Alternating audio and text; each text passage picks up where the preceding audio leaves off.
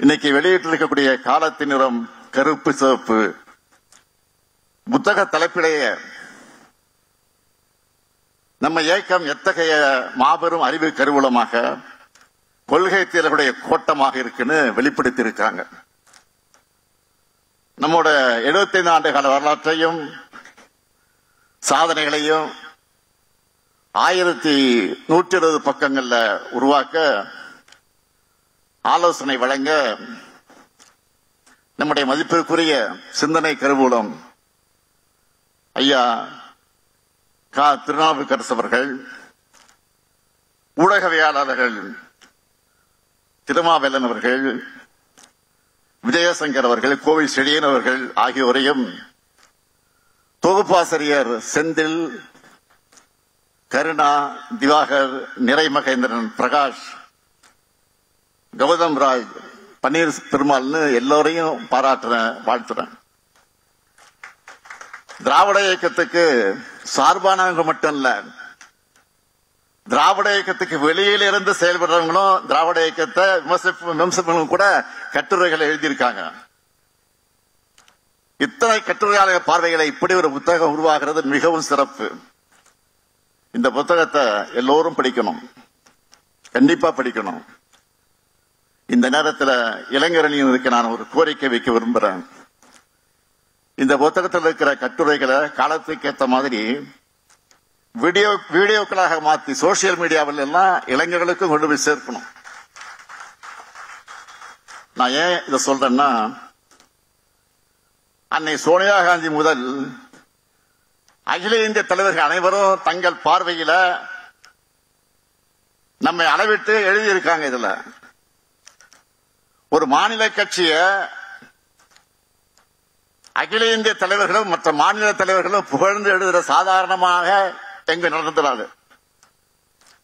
முக்கியமான தலைவர்கள் நம்ம இயக்கத்தை பத்தி சொன்ன கருத்துக்கள்ல ஹைலைட்டா ஒரே வரியில மட்டும் நான் இங்க பகிர்ந்துக்கணும் நான் விரும்புறேன்.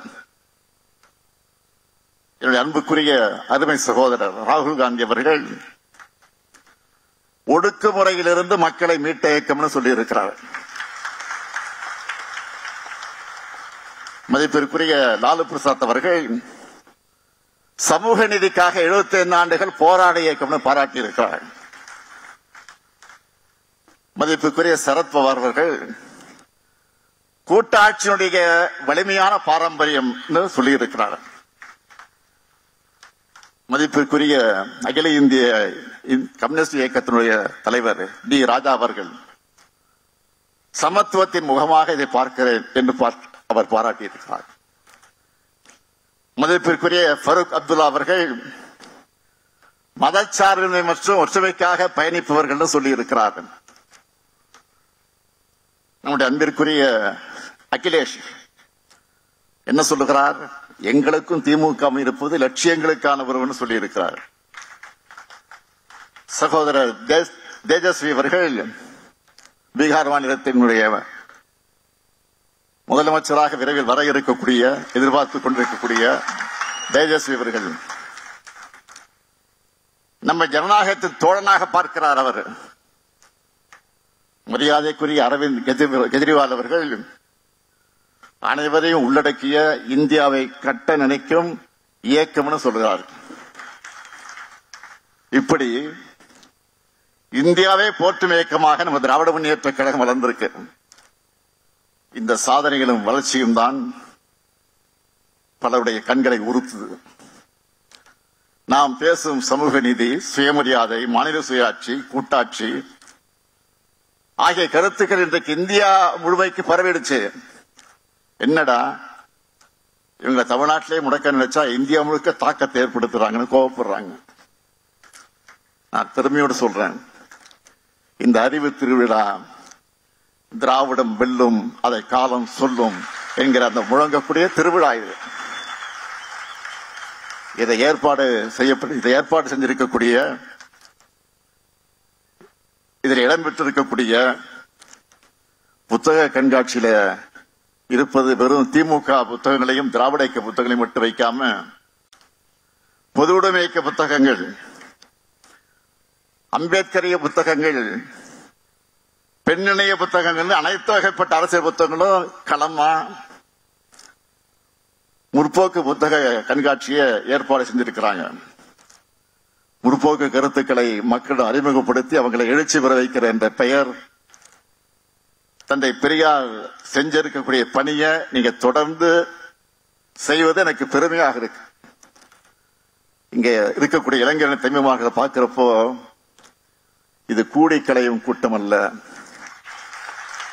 காலந்தோறும் கொள்கைகளை கூறுகட்டிக் கொள்ளும் கூட்டமாக இருக்கிறத காரணத்தால் தான் எத்தனை பெரிய எதிரிகளாக வந்தாலும் எத்தனை பெரிய தந்திரங்களை கொண்டு நம்ம வீழ்த்த முடியலன்னு உணர்த்துது.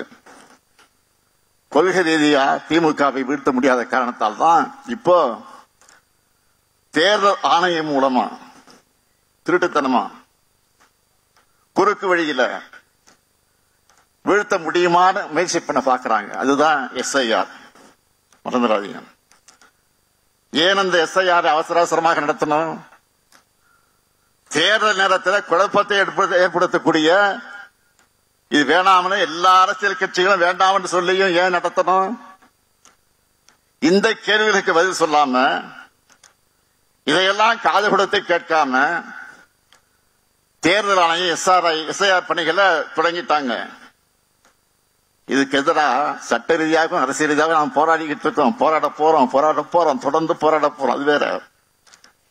இந்த நேரத்தில் இங்க இருக்கக்கூடிய இளைஞர்களின் பெரியமார்கள் நான் கேட்க விரும்புவது, களத்துல வேலை செய்கிற நீங்க எந்த ஒரு போலி வாக்காளரும் இடம்பெறாம பார்த்துக்கணும்.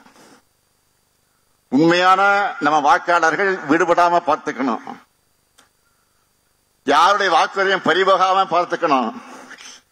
அதுக்கான களப்பணி ஆற்றணும். நம்ம இயக்க வரலாறு முழுக்கவே போராட்ட வரலாறு தான். நம்முடைய போராட்ட வரலாற்றை நினைவூட்டும் கொள்கை திருவிழா தான் இந்த அறிவு திருவிழா. முற்போக்கு விழாவா? கருப்பு, சிவப்பு, நீலம் சேர்ந்திருக்கிறப்போ எந்த காவியாலும் நம்ம எதுவும் செய்ய முடியாது. இந்தியாவின் ஜனநாயகத்தையும் தமிழ்நாட்டின் எதிர்காலத்தையும் காக்க 2019 முதல் தொடரக்கூடிய நம்முடைய பயணம் 2026 மாபெரும் வெற்றியை பெறும். திராவிட மாடல் 2.0 ஆட்சி அமையும். தந்தை பெரியாரின், பேரறிஞர் அண்ணாவின், தலைவர் கலைஞரின், இந்த முத்துவேல் கருணாநிதி ஸ்டாலின் கொள்கை வாரிசுகள் இருக்கும் வரையும் தமிழ்நாடு தலை குனியாது, தமிழ்நாடு போராடும், தமிழ்நாடு வெல்லும். நன்றி, வணக்கம்.